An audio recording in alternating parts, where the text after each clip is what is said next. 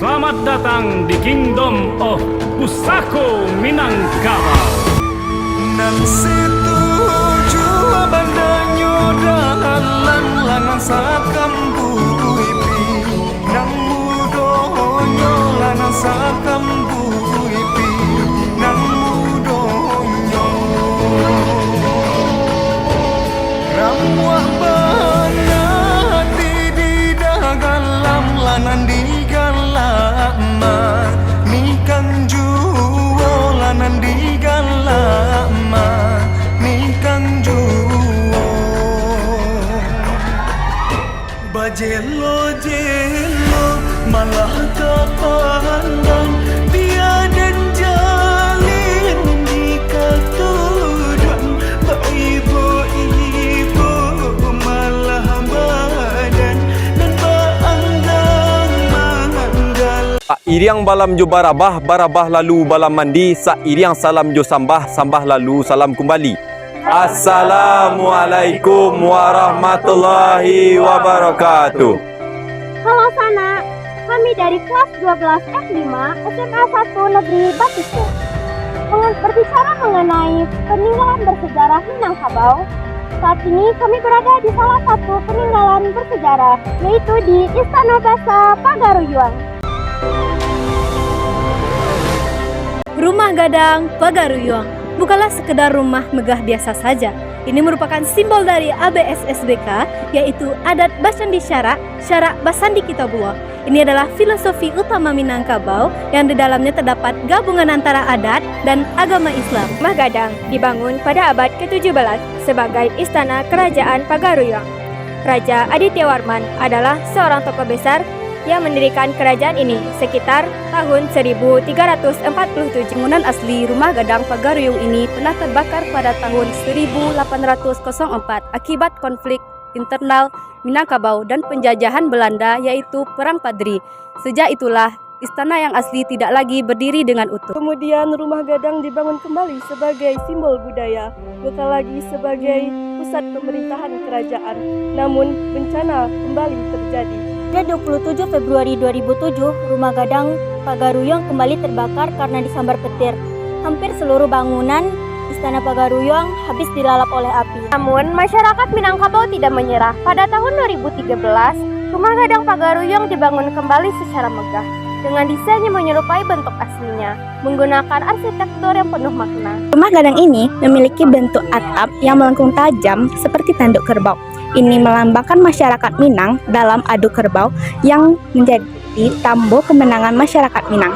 Jumlah gonjong atau atapnya runcing biasanya berjumlah ganjil seperti 5, 7, dan 9. Hal ini mencerminkan filosofi bahwa kehidupan masyarakat tidak selalu genap, akan ada banyak rintangan dan doa yang menyertai. Rumah Gadang dihiasi dengan ukiran berwarna emas, merah dan juga warna hitam. Warna emas melambangkan kebesaran, merah melambangkan keberanian, hitam melambangkan kekuatan. Ukiran tersebut tidak sembarangan. Setiap motif seperti pucuk rabuang, setiap pulang datang memiliki makna kehidupan, kekerabatan, dan hubungan manusia dengan alam. Dan luar Rumah Gadang memiliki halaman yang luas yang dipakai untuk kegiatan adat, musyawarah, dan pesta rakyat. Halaman ini menandakan keterbukaan masyarakat Minangkabau terhadap tamu. Terdapat pula rangkiang, yaitu tempat penyimpanan lumbung padi yang berada di sebelah Rumah Gadang. Rangkiang tidak hanya digunakan sebagai tempat penyimpanan, tetapi juga sebagai simbol kesejahteraan sosial. Ada 3 jenis rangkiang. Yang pertama, rangkiang setinjau laut. Rangkiang setinjau laut berfungsi untuk menyimpan bahan pangan kebutuhan dagang. Yang kedua, rangkiang sedang kelapa. Rangkiang sedang kelapa berfungsi untuk membantu keluarga yang susah. Yang ketiga, rangkiang si bayau-bayau. Rangkiang si bayau-bayau berfungsi untuk menyimpan makanan sehari-hari. Lantai Rumah Gadang terbuat tinggi dari tiang kayu. Ini melambangkan perlindungan baik dari binatang buas maupun musuh dari masa lalu. Di dalam Rumah Gadang tidak ada kamar pribadi buat laki-laki. Semua ruangan banyak dipakai oleh perempuan karena Minangkabau menganut sistem matrilineal. Kamar hanya diperuntukkan bagi anak perempuan, sementara laki-laki yang sudah dewasa biasanya tinggal di surau, bukan rumah. Ruang tengah merupakan tempat musyawarah atau tempat duduk bagi masyarakat Minangkabau.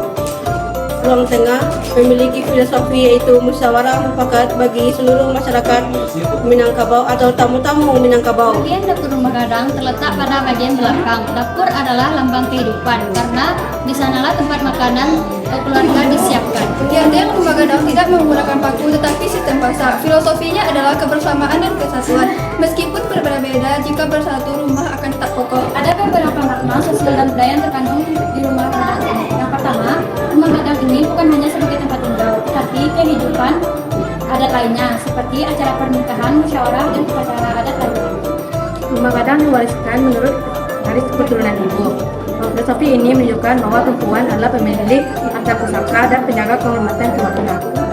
Rumah gadang juga mencerminkan filosofi Minangkabau. Alam tak gampang jadi baru. Semua bentuk dan strukturnya belajar dari alam. Kebakaran besar pada tahun 2007 meninggalkan luka yang dalam. Banyak arsip, kain adat dan benda pustaka yang habis terbakar. Namun, semangat masyarakat Minangkabau sangat kuat. Mereka bergotong royong membangun kembali rumah gadang dengan bantuan dana daerah, dukungan masyarakat, dan dukungan dari perantau Minang. Bangunan telah selesai tahun 2013. Kini Rumah Gadang Pagaruyung menjadi pusat wisata di Sumatera Barat dan menjadi pusat festival budaya. Rumah Gadang Pagaruyung telah menjadi kebanggaan, bukan hanya bagi masyarakat Minangkabau, tetapi juga bagi Indonesia. Ia adalah bukti bahwa budaya tradisional bisa hidup di era modern. Tugas dari mancanegara datang untuk melihat keindahan ukuran, filosofi, dan belajar tentang sistem adat Minangkabau. Rumah gadang juga mengajarkan tentang persatuan, kebersamaan, dan kekeluargaan yang dipersatu. Dalam sejarahnya, kita belajar bahwa meski berkali-kali terbakar, semangat masyarakat Minangkabau tidak pernah padam. Rumah gadang Pagaruyung berdiri tegak sebagai simbol ketahanan budaya, kekuatan identitas bangsa. Setiap bagiannya, baik luar maupun dalam, selalu memiliki makna dan filosofi. Beberapa peninggalan yang ada di dalam rumah gadang, seperti kapak batu kuno, yang adalah dilembuat Sitimbago, lereng Merapi, Periangan awal abad Masehi. Oleh karena itu, tugas kita sebagai generasi muda adalah menjaga, melestarikan, dan memperkenalkan rumah gadang Pagaruyung ke dunia. Dicerek di tepi banda, jika rabah tolong tagakkan. Kami ketik jolong baraja, jika salah tolong tunjukkan. Sekian dari kami. Assalamualaikum warahmatullahi wabarakatuh.